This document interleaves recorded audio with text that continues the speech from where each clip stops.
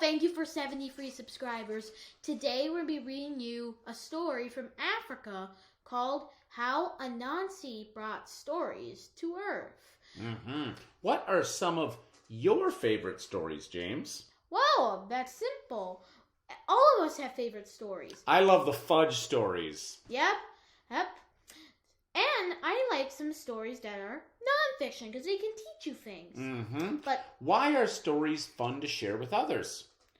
Well, it's because some people like to hear them, some are funny, and some teach important lessons.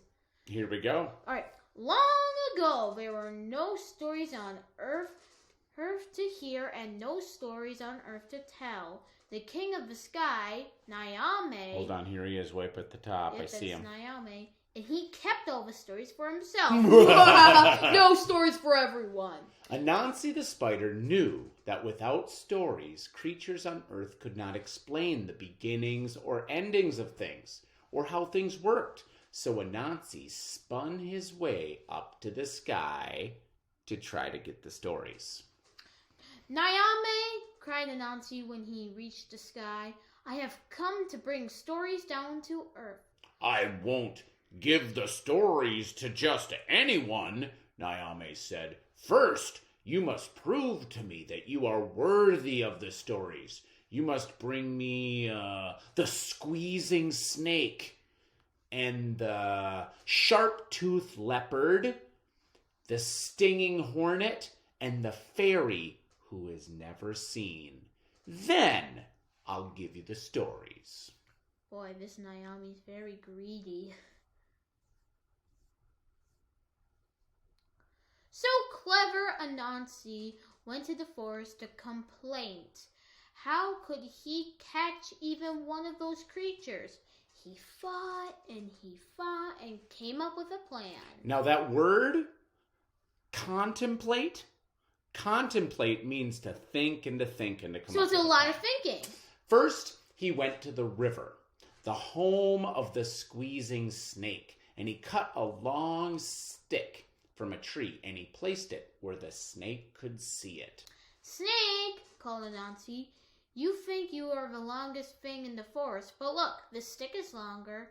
Surely it's stronger, too. Now, when the snake saw the stick, he stretched out beside it to show off his own length. And Anansi quickly spun a web around the snake and the stick, and he pulled the snake up to the sky. All right, where am I? You are on the word when. Oh, when Nyame saw the snake, he shook his head. The snake is not enough. You must bring me more. So Anansi went to look for the sharp-toothed leopard. And he dug a hole nearby and covered the hole with branches. On his way home, the leopard fell in. This was not a coincidence. Clever Anansi had planned it just that way. Leopard, said Anansi, placing a branch in the hole. Climb up the branch. I will help you out. But when the leopard got to the top, Anansi spun a web around her and pulled her up to the sky. This is getting kind of exciting.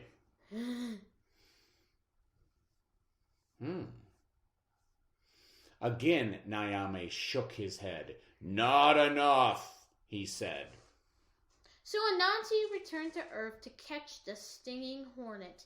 He found an empty gourd and brought it to the hornet's nest. Then he sprayed the nest with water and the stinging hornet came out. Hornet, said Anansi, why stay in a leaking nest when you can come into this dry, new home? So the hornet flew into Anansi's gourd, and the clever spider trapped him inside and took him to Nyame. Nyame could hear the hornet inside the gourd, but shook his head. Not enough, he said, so Anansi went back to Earth. Now, Anansi knew that he would have to come up with a clever scheme to catch the fairy who can never be seen. So, he carved a tiny doll made out of wood, and he covered it with a bunch of sticky tree sap. Then he placed it in the bushes where fairies love to play. Good morning, the fairy said when she saw the doll in the bushes, but the doll did not reply. Good morning, the fairy said again. When there was still no reply, the fairy hit the doll on the head. Pat! And the fairy's hand stuck to the doll. Gotcha! And he spun a web around her. Oh, she's stuck! Oh, she's stuck to the creature. All right, let's see what happens next. Right. All right, so I'm going to move my picture down here so you can see Naomi here. Yeah, there's Naomi. When Anansi took the fairy up to the sky, Naomi was amazed. He lined up all 4 creatures in front of him and smiled. Then he spoke. The squeezing snake, the sharp-toothed leopard, the stinging hornet, and the fairy who can never be seen. Anansi is the cleverest and smartest creature on earth.